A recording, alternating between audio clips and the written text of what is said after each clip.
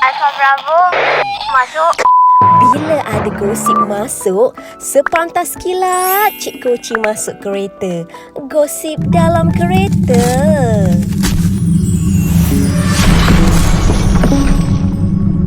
Kedekut like dan share tau. Assalamualaikum dan hola semua. Selamat datang ke Cik Koci Channel. Jom. Hari ni kita nak cerita mengenai Syuib tak selesa dengan bapa arwah Sarah. Raisuddin dedah Syuib sorok banyak benda dan rahsia. Masya Allah.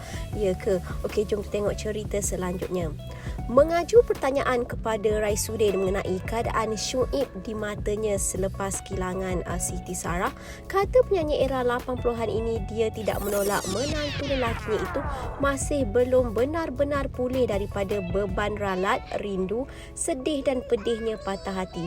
Sebesar mana pun rasa cinta dan sayang Syuib pada arwah Sarah, hakikatnya sebagai seorang bapa, kasih dan sayangnya terhadap arwah juga malah lebih besar. Namun melihat kepada diri menantunya itu, kini Raisuddin sedar ada sesuatu yang belum beres antara dia dan Syuib untuk hal yang satu ni. Kata Raisuddin, sejak arwah meninggal, saya dengan dia masih belum duduk bersama berbual dari hati ke hati. Dia banyak sorok benda daripada saya. Saya faham, bukan tak faham keadaan dia yang terasa kehilangan. Dia dan arwah sangat rapat. Mereka berdua boleh jadi macam-macam. Boleh jadi suami isteri, kawan baik, bergurau senda pun kadang-kadang. Saya pun rasa tak sanggup nak buat Syuib begitu. Tapi Syuib rela dan okey bila Sarah gurau dengan dia. Contoh macam watak mak jegir tu. Seronok tengok keletah mereka berdua. Tapi ada ketika sekarang ni, saya rasa adakah kerana saya dan keluarga masih ada bersama-sama, maka ia buat dia rasa semakin susah nak move on.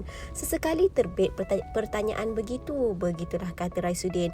Dan kata Raisuddin, pernah dia terfikir adakah dia perlu menjauhkan diri daripada Syuib supaya menantunya itu dapat meneruskan hidup mengikut cara tersendiri. Kata Raisuddin, tapi setakat ni tidaklah pula dia berbunyi. Dia lebih banyak bercerita dengan orang lain yang diselesa. Saya tak marah.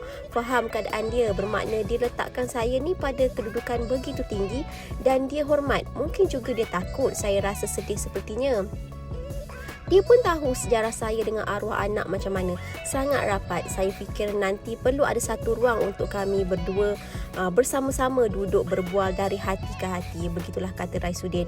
Dan tentu sebagai seorang bapa mertua, dia juga inginkan Syuib sebagai menantu untuk sentiasa bersabar dengan ketentuan ini. Namun bak kata orang, hanya masa yang mampu mengubati hati. Kata Raisuddin lagi, kita semua nak yang terbaik dalam hidup. Tapi jangan lupa, baik buruk yang ditentukan oleh Allah Ta'ala itu juga kita kena terima. Itu percaturan dia. Bila sampai waktu, kita dah tak rasa apa pun.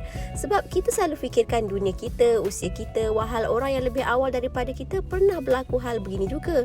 Tunggulah kita punya sirat, kita punya jalan cerita masing-masing. Begitulah katanya.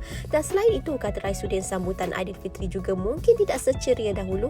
Bahkan hal itu juga telah dirasakan saban harinya bersama keluarga, termasuklah Ramadan lalu. Dan hal ini juga diakui oleh isterinya Siti Fatimah Suberi yang selesa dipanggil Mak De oleh kalangan ahli keluarga dan rakan kenalan arwah.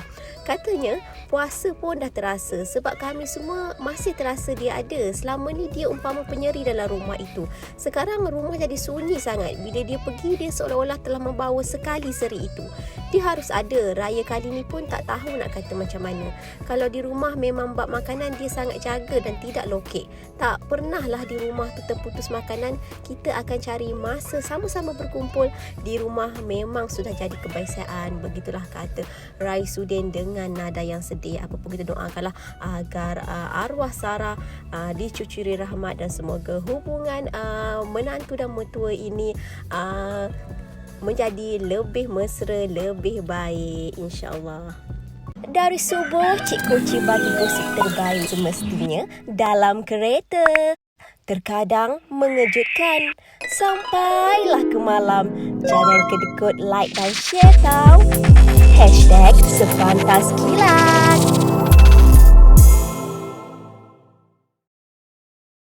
Diulangi, artikel ini diambil dari artikel berkenaan. Sebagai penggemar media hiburan, harus berhati-hati dalam memilih sesuatu isu. Kami tidak bertanggungjawab kerana pihak kami tidak tahu kesahihan berita yang dikeluarkan. Jangan meletakkan kepercayaan penuh dan membuat spekulasi atas perkara yang kita tidak pasti. Menghayati hiburan boleh, jangan sampai kita melibatkan diri dengan fitnah dan buka aib mereka.